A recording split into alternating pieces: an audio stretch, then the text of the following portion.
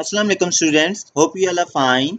Students, आज हम bio first year national book foundation new book chapter number 1 exercise solve करेंगे।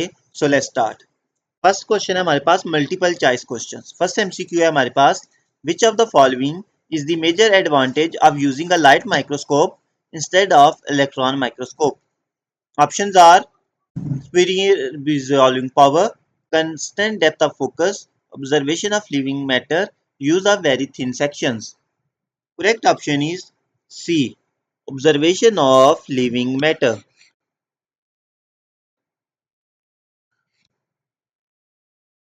Next MCQ is, some cellular organelles are bound by a single membrane while other organelles have two membranes envelopes around them. Which of the following is correct? Options are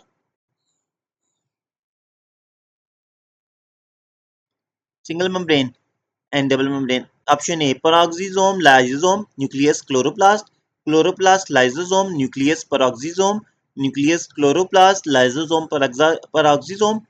Option D, nucleus, lysosome, chloroplast, peroxisome. Correct option is A. Peroxisome and lysosome are single membrane organelles, while nucleus and chloroplast are double membrane organelles. Got it? So correct option is A.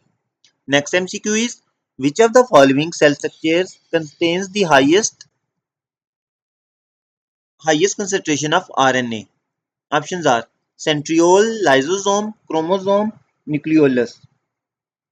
Correct option is D, nucleolus. Next MCQ is, a tadpole's tail is gradually broken down during metamorphosis into an adult frog. Which organelle is in number in the cells of the tail at this time?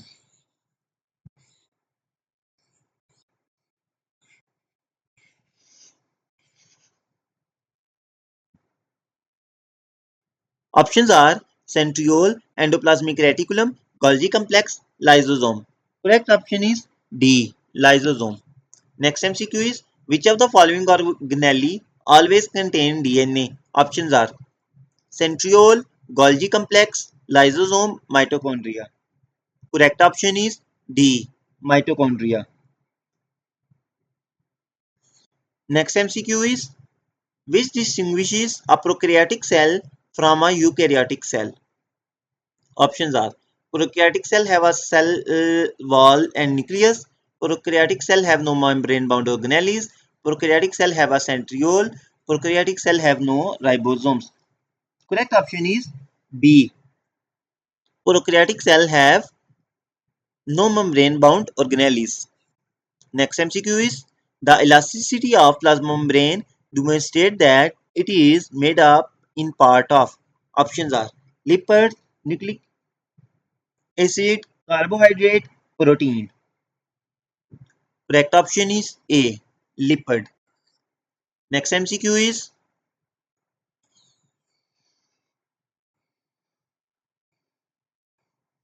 the cell wall of plant is different from that of prokaryote in.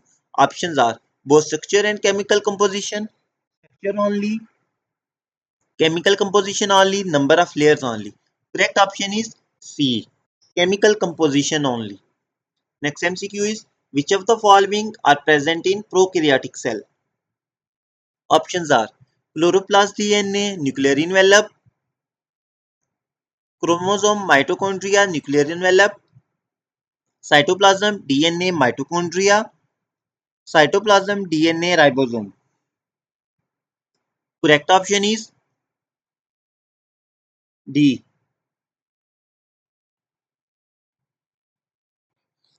cytoplasm, DNA and ribosome. Next MCQ is, which of the following is present in all eukaryotic cell? Options are cell wall, diploid nucleus, flagellum, membrane bound organelles. Correct option is D, membrane bound organelles. Next MCQ is, which of the following would be more prominent in a secretory cell than non-secretory cell? Options are lysosome, Golgi complex, mitochondrion, ribosome. Correct option is A, lysosome. Next MCQ is, when a glycoprotein is being synthesized for secretion from a cell, which route is it most likely to take? Options are Golgi complex to RER to SCR, यानी rough endoplasmic reticulum, then to smooth endoplasmic reticulum. Option B, rough endoplasmic reticulum to Golgi complex, then to smooth endoplasmic reticulum. Option C, rough endoplasmic reticulum, then to smooth endoplasmic reticulum, then to Golgi complex. Option D, smooth endoplasmic reticulum to Golgi complex, then to rough endoplasmic reticulum. Correct option is A, Golgi complex to rough endoplasmic reticulum, then to smooth endoplasmic reticulum. Next MCQ is, in what way do the various membrane of a eukaryotic cell differ? Options are phospholipids are found only in a certain membrane. Certain proteins are unique to each membrane. Only certain membranes of the cell are selectively permeable. Some membranes have hydrophobic surfaces exposed to the cytoplasm. Correct option is D. Some membranes have hydrophobic surfaces exposed to the cytoplasm. Next MCQ is, which of the following processes includes all others? Options are osmosis, diffusion of a solute across a membrane, facilitated diffusion, passive transport. Very easy. Correct option is D, passive transport. Passive transport में ये osmosis, diffusion और facilitated diffusion आ जाती है, ठीक है? Next MCQ is, which of the following does not occur in mitosis? Options are condensation of chromosome, replication of DNA, separation of sister chromatid, spindle formation. Correct option is B, replication of DNA. Next MCQ is, cell signaling is the ability of a cell to. Options are receive signal from environment, transmit signal to other cell, process signal within the cell, all of the above. Correct option is D, all of above. Next MCQ is, which of the following stem cells are known as true stem cell?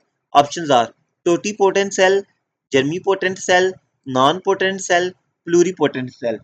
Correct option is D, pluripotent cells. Next MCQ is,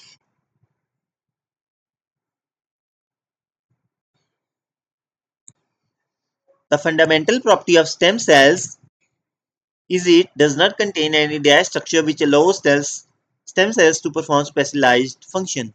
Options are nucleus, cytoplasm, tissue, DNA. Correct option is C, tissue. Next section है हमारे पास section 2 short question answers. First question is, describe that the cell are basic unit of life with respect to 7 properties of life. Very easy. बच्चों इस answer is on page number 6. Head to page 6.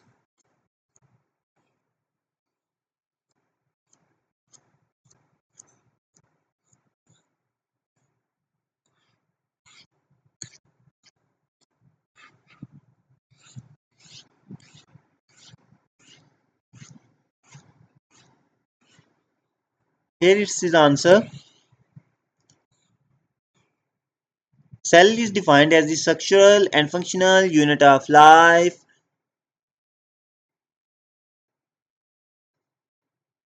Cell is defined as the structural and functional unit of living organism. The basic properties ये देखें. The basic properties of life are, these are 7 basic properties of life: movement, respiration, homeostasis, growth, reproduction, excretion and nutrition. तो इन आपने सारे properties का basic बताना है कि movement क्या है. Living things show movement externally internally. Respiration, living things use substance from environment to make energy. Homeostasis, living things maintain a stable internal environment. Growth, living things can move and change shape or size. Reproduction, living things produce offsprings. Excretion, living things remove the waste products. Nutrition, living things exchange material and gases with the environment. Next question is question number 2, which is,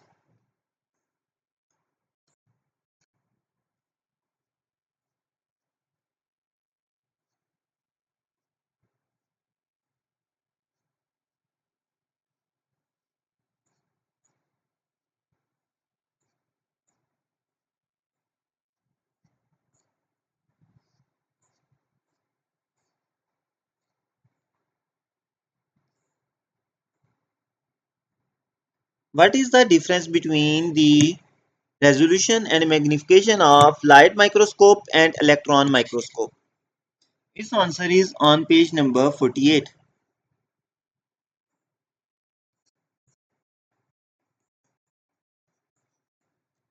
Sorry, page number 8.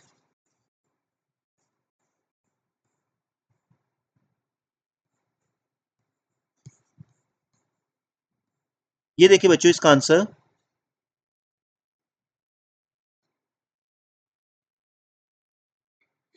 magnification. Magnification is the capacity of optical instrument to increase the size of object than its original size. ठीक है. The objects which can't seen by naked eye can also be observed by increasing magnification. Different object lenses have different magnification which is represented by letter x, which means the number of times than original size. ठीक है. For example, a lens of 10x can increase the size of object from 1 micrometer to 10 micrometer. The total magnification can be calculated by multiplying objective lens value by ocular lens value.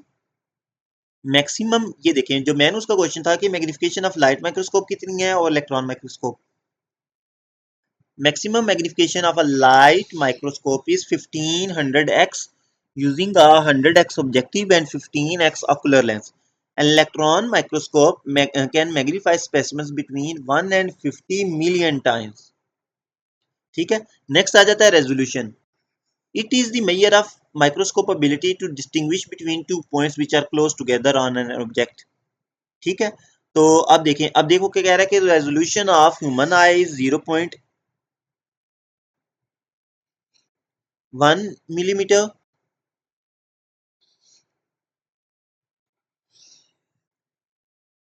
The resolving power of a light microscope is 250 millimeter, and the resolving power of an electron microscope is 0.2 nanometer. ठीक है, ये आ जाएगा इसमें. तो इसमें आपने simply क्या करना है कि पहले बता देना कि मैग्निफिकेशन क्या है, देन रेजोल्यूशन क्या है, देन उसके बाद आपने जो है मैग्निफिकेशन ऑफ लाइट माइक्रोस्कोप बतानी है जो कि कितनी है हमारे पास 1500x, और फिर इलेक्ट्रॉन माइक्रोस्कोप की बता देनी है जो कि है हमारे पास 150 मिलियन टाइम्स. ठीक है. नेक्स्ट अब आपने बताना है कि रेजोल्यूशन क्या है, made of microscope ability to distinguish between two points which are close together on an object. ठीक है. उसके बाद आपने बताना है कि जो रेजोल्यूशन है नेक्ड आई की वो 0.1 mm है. उसके बाद जो रिजॉल्विंग पावर है लाइट माइक्रोस्कोप की वो कितनी है हमारे पास, वो है जी 250 नैनोमीटर, और देन इलेक्ट्रॉन माइक्रोस्कोप की कितनी है 0.2 नैनोमीटर.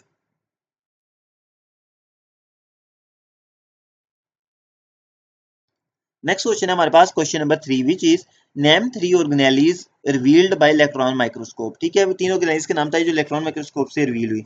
वो है हमारे पास, नोट कर लें, राइबोसोम, एंडोप्लाज्मिक रेटिकुलम, लाइसोसोम. कौन कौन सी, ribosome, endoplasmic reticulum and lysosomes. ठीक है. नेक्स्ट क्वेश्चन हमारे पास question number 4 which is why cell wall is not present in animal cells. ये बच्चों हमने इसमें भी पढ़ा था, सेल वॉल वाले टॉपिक में भी, ये आप देख सकते हैं.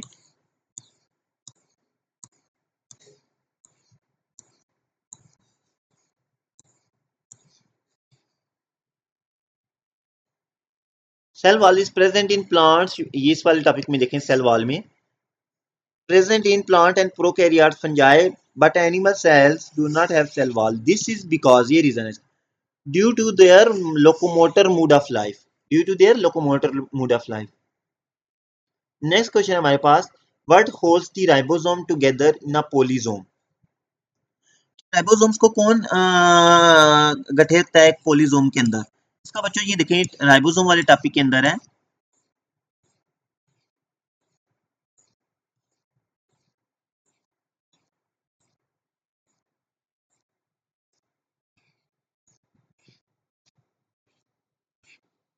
ये देखें,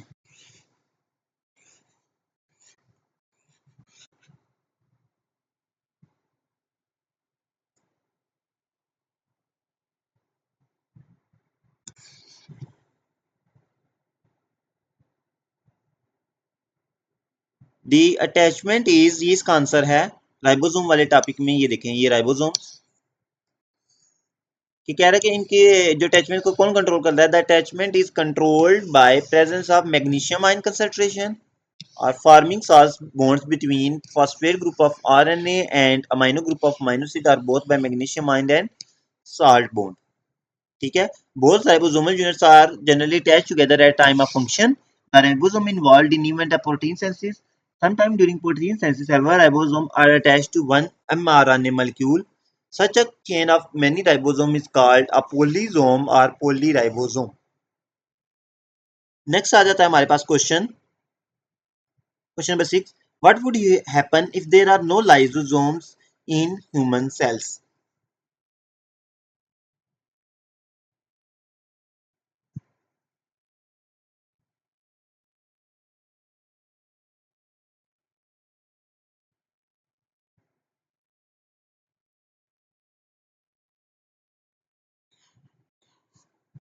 इसका बच्चों आंसर देखिए लाइसोसोम्स वाले में टॉपिक में.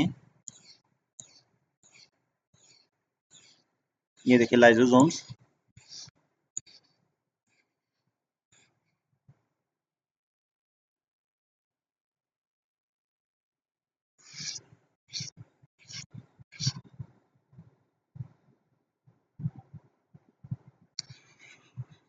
ठीक है.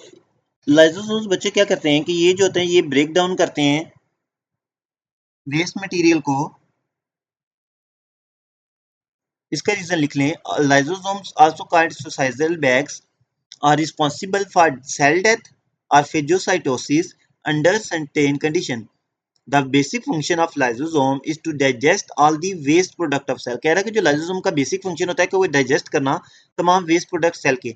So if there are no lysosomes, के lysosomes नहीं होंगे, waste will accumulate in the cell.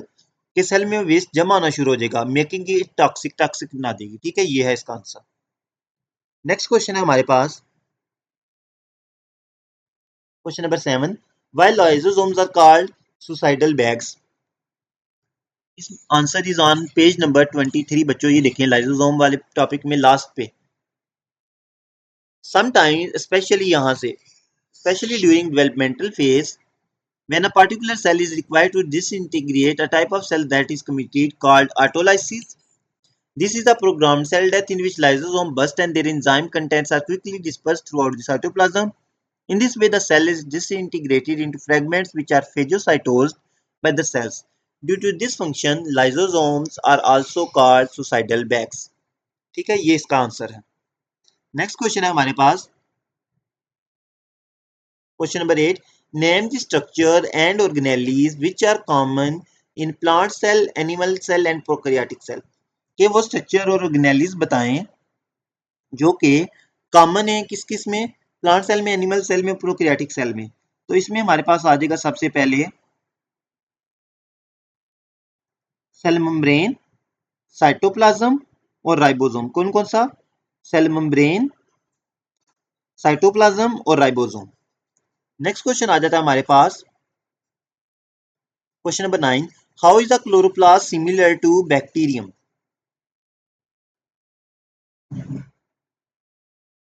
इसका आंसर है बच्चों because both bacteria and chloroplast have their own DNA and both have 70s ribosomes. ठीक है कि दोनों का अपना डीएनए होता है और दोनों के पास 70s राइबोसोम्स होते हैं, प्रेजेंट होते हैं, इसलिए वो सिमिलर है टू बैक्टीरिया. नेक्स्ट क्वेश्चन हमारे पास question number 10. Name the organelles of eukaryotic cell and write their functions. कह रहा है कि यूकैरियोटिक सेल के ऑर्गेनेलीज के नाम बताएं, उसके नाम लिखने बच्चों. कौन कौन सी ऑर्गेनेलीज हैं? Nucleus, ribosome, mitochondria, endoplasmic reticulum और वैक्यूल. ये बच्चों हमने पांचों एनालिसिस पीछे पढ़ी हैं. आपने वन बाय वन वहां से इनका फंक्शन बता देना इनको. ठीक है. नेक्स्ट है हमारे पास question number 11. What are prokaryotic cell? के प्रोकैरियोटिक सेल क्या होते हैं? List the structure missing in prokaryotic cell. और स्ट्रक्चर बताएं जो प्रोकैरियोटिक सेल में मिसिंग होते हैं. ये वेरी इजी है बच्चों. इसका आंसर ये देखें, यहाँ पे हमें डिफरेंस दिया हुआ है प्रोकैरियोटिक एंड यूकैरियोटिक सेल का. ऑर्गेनेलिस के बाद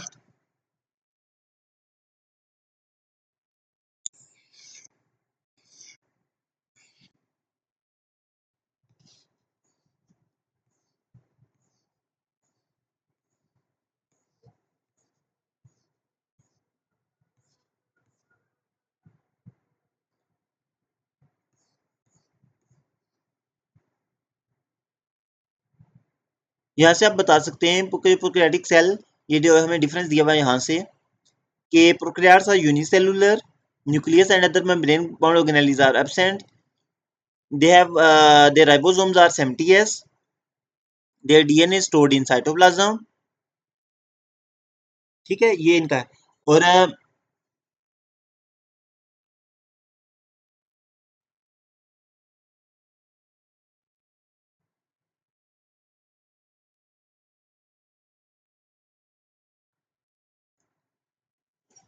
कह रहा है list the organelles absent in prokaryotes, वो कौन कौन सी हैं? वो है एक न्यूक्लियर इन्वेलप और मेम्ब्रेन बाउंड ऑर्गेनेल्स, वो एब्सेंट होती हैं प्रोकैरियोटिक सेल में।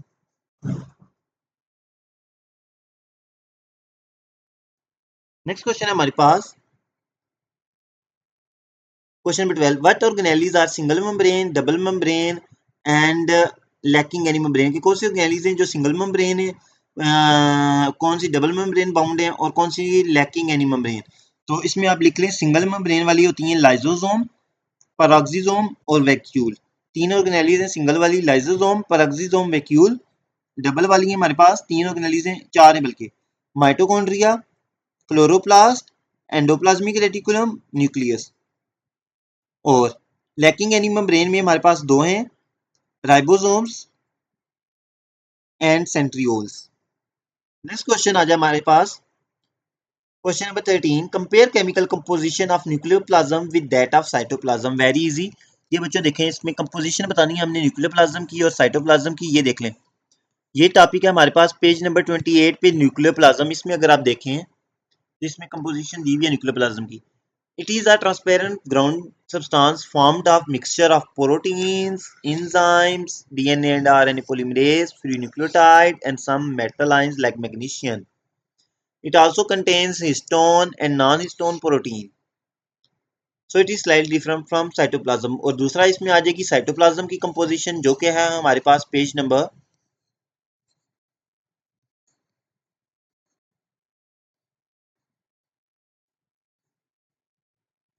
18 पे। ये देखें, cytoplasm is region between nuclear and plasma membrane. It is about 90% water and form a solution contains fundamental biochemicals of life. Some of these are ions and small molecules such as salt, sugar, amino acid, fatty acid, nucleotide, vitamin, dissolved gases. Others are large molecules such as protein। ठीक है, ये इसका आ जाएगा answer. Next question है हमारे पास, explain that nucleoli are the areas where ribosome are assembled। इसका बच्चों answer है, ये देखें,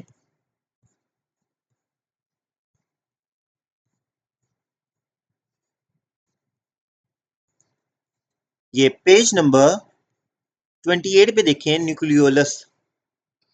इसमें it is a non-membranous structure, may have one or more nucleoli. Nucleolus appear during interphase and disappear during cell division. It consists of a peripheral granular area and a central fibrillar area. Nucleolus is involved in the construction of ribosomes। ये इसमें आ जाएगा। Next question है हमारे पास,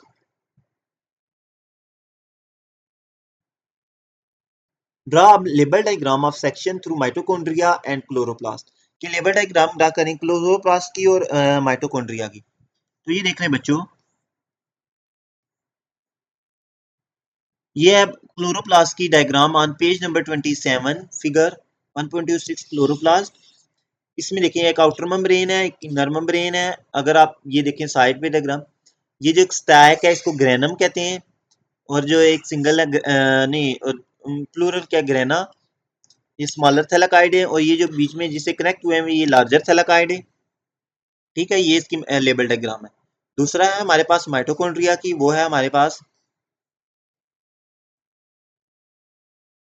page number 25 पे देखें, figure 1.25 mitochondrion structure. ये भी double membrane structure है। एक इसकी इनर मेम्ब्रेन होती है, ये जो फोल्ड हुई हुई है, एक ये इसकी आउटर मेम्ब्रेन है ये, और ये इसका मैट्रिक्स है। इंटर मेम्ब्रेन स्पेस है इसमें हमारे पास। इसके अलावा ये इसमें देखिए, ये जो फोल्डिंग्स बनी है इसको क्रिस्टे कहते हैं। राइबोसोम्स प्रेजेंट है और ये इसका डीएनए है। ठीक है, ये इसकी लेवल डायग्राम है माइटोकॉन्ड्रिया की। on page number 25. Next question है हमारे पास, write the difference between resolution and magnification. ये बच्चों मैं आपको आगे भी बता चुका हूँ। ये है हमारे पास पेज नंबर,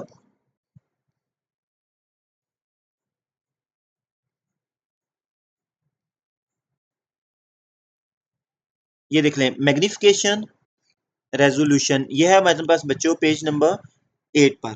नेक्स्ट है plant cell wall and bacterial cell wall में क्या डिफरेंस है। ये दोनों में सेल वॉल तो प्रेजेंट होती है, लेकिन जो ये देखें इसका आंसर है सेल वॉल वाले में, सेल वॉल। ये the cell wall in plants and present in plants prokaryotes and protist but absent in animals. Plant cell wall, ये डिफरेंस देख लें, plant cell wall made up of cellulose होती है, ठीक है, differ in composition from those of prokaryotes which is made up of peptidoglycan, ठीक है। जो प्लांट्स की सेल वॉल है वो मेड अप ऑफ सेलुलोज है, और जो प्रोकैरियोट्स की है वो मेड अप ऑफ पेप्टिडोग्लाइकन है। नेक्स्ट है cytoplasm of eukaryote and prokaryotic cell.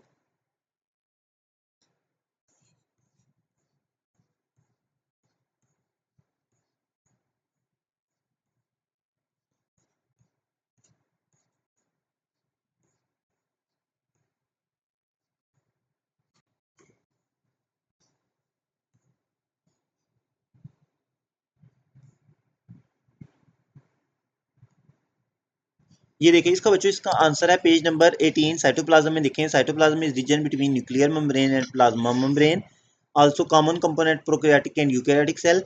It is, आगे इसकी कंपोजिशन दी हुई है, अबाउट 90% वाटर होता है, contains fundamental biochemicals of life, some of these are ions, small molecules such as salt, sugar, amino acid, fatty acids, etc. Some contain large molecules like protein. Cytosol is known as matrix. It surrounds the organelles in eukaryote. Okay ये देखिए आगे difference दिया हुआ है cytoplasm of prokaryote and eukaryote का। This in prokaryotes all the metabolic reaction occur in cytosol. Cytosol is water soluble component of cytoplasm. The cytosol is a liquid matrix around organelles. The term cytosol is now used to refer the liquid phase of cytoplasm. In prokaryotes, most of the chemical action of metabolism take place is in cytoplasm.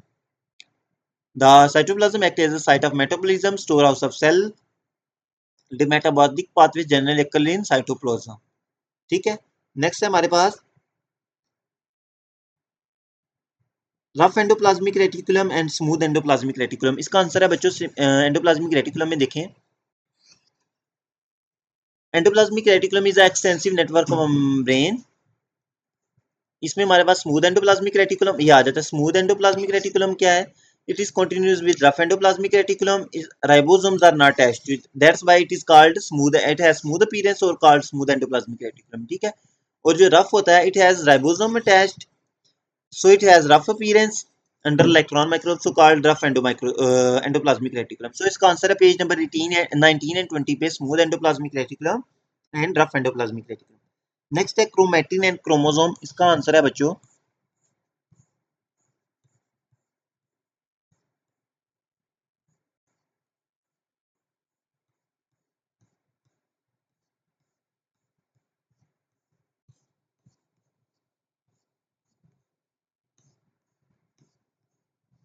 ये page number 28 पे देखें, एक heading दी हुई है हमें, chromatin and chromosome. इसमें chromatin क्या है, chromatin is the network of thin thread like structures made up of DNA and protein.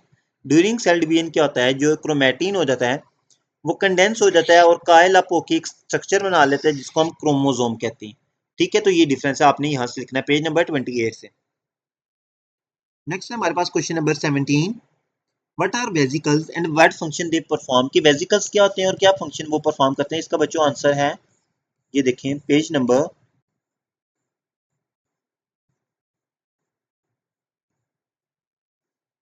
22 पे, ये देखें पेज नंबर 22 पे दिया हुआ है वेसिकल्स हेडिंग।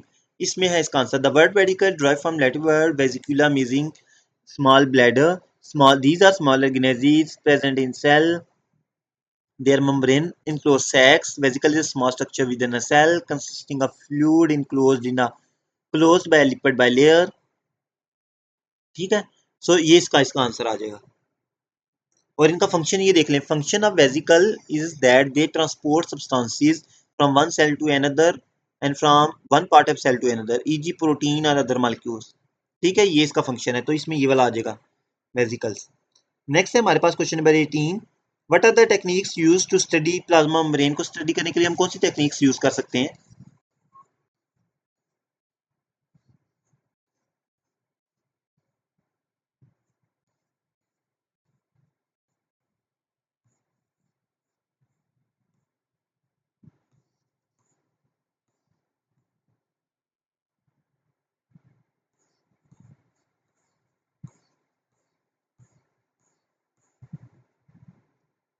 ये देखें, इसका बच्चों आंसर है पेज नंबर आप देखें 14 पर।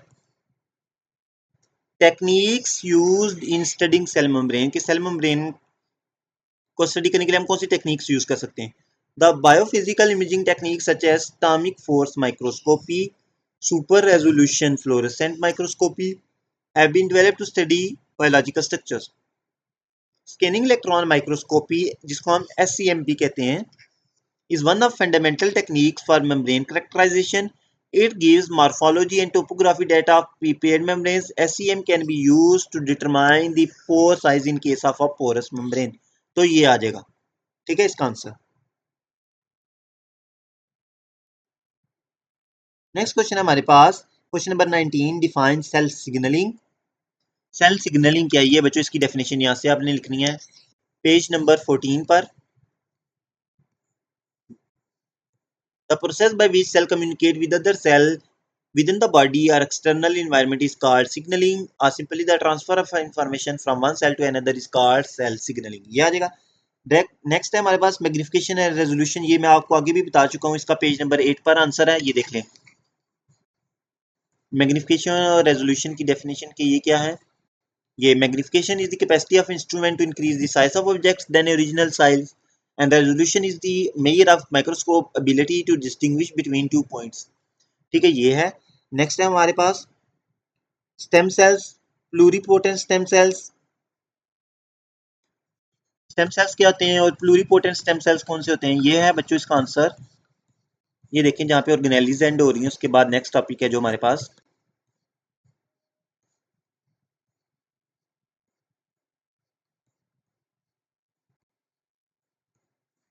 Stem cells. स्टेम सेल्स ये है, इसका आंसर है। Stem cells are the cells with the potential to develop into many different type of cell in the body. ठीक है, under right condition in a body और laboratory stem cells divide to form more cells called daughter cells. Next उसने पूछा था हमसे pluripotent stem cells. ये हमने type of stem cells में ये देखा है, टाइप ऑफ स्टेम सेल्स में पढ़े थे adult stem cells, embryonic, induced.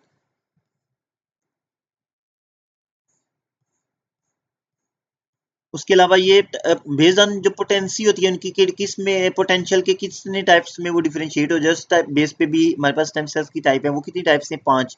Totipotent, pluripotent, multipotent, oligopotent and unipotent. उसने हमसे पूछा प्लूरीपोटेंट स्टेम सेल्स वो ये हैं, इसका आंसर है बच्चों ये पेज नंबर 31 पे देखें। Pluripotent, these cells can turn into almost any cell. Cells from the early embryo are pluripotent. Next है हमारे पास endocytosis, phagocytosis, pinocytosis and exocytosis. Very easy बच्चों, इसका आंसर ये देखें,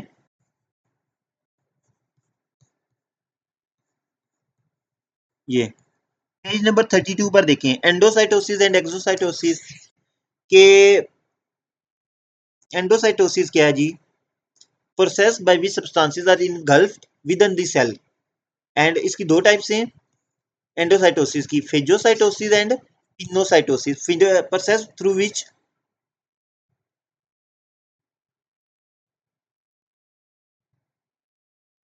phagocytes are liver cells ingest और कंज्यूम अदर सेल्स। ठीक है, और पिनोसाइटोसिस कहती है cell drinking is also known as pinocytosis. ठीक है, नेक्स्ट उसने पूछा था हमसे exocytosis is a process by which transfer of material takes place from inside to outside of cell. ठीक है, नेक्स्ट क्वेश्चन है हमारे पास, what are the advantages of using stem cells. ये देखिए बच्चों, इसका आंसर है page number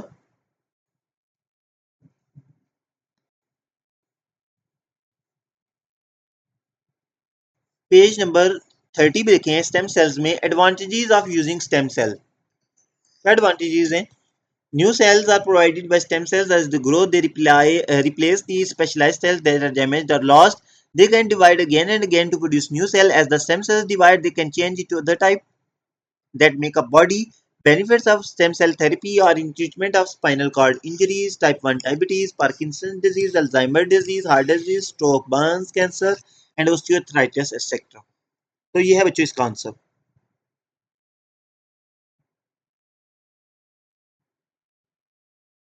So my short questions complete हो चुके हैं। Hopefully आपको समझ आ गए होंगे। If you have any doubt, you can ask in comment section. Please like, share and subscribe my YouTube channel. Thank you.